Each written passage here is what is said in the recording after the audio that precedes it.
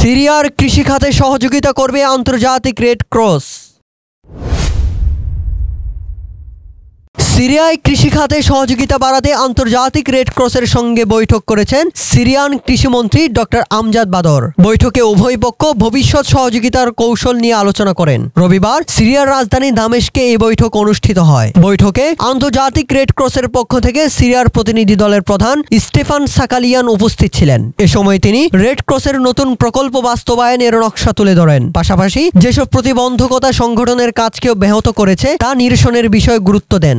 Stefan সাকালিয়ান বলেন, red cross সিরিয়ায় তাদের কার্যক্রম সম্প্রসারণে আগ্রহী এবং দেশটির কৃষিখাতে বিভিন্ন প্রকল্পে আর্থিক ও প্রযুক্তিগত সহায়তা দিতে প্রস্তুত। তিনি বিশেষ করে পানি প্রকল্প, গবাদি পশুর টিকাদান এবং কৃষি মন্ত্রণালয়ের জনবলকে বৈজ্ঞানিক প্রশিক্ষণ প্রদানের বিষয়গুলোকে অগ্রাধিকার দেওয়ার কথা জানান। বৈঠকে কৃষকদের টেকসই উন্নয়নের জন্য বাস্তবমুখী পদক্ষেপ গ্রহণ এবং আন্তর্জাতিক সংস্থাগুলোর সহায়তা বাড়ানোর উপর গুরুত্ব আরোপ করা হয়। এই আলোচনা সিরিয়ার কৃষিখাতে পুনর্গঠন এবং খাদ্য নিরাপত্তা বৃদ্ধিতে গুরুত্বপূর্ণ অবদান রাখবে বলে মনে করা হচ্ছে।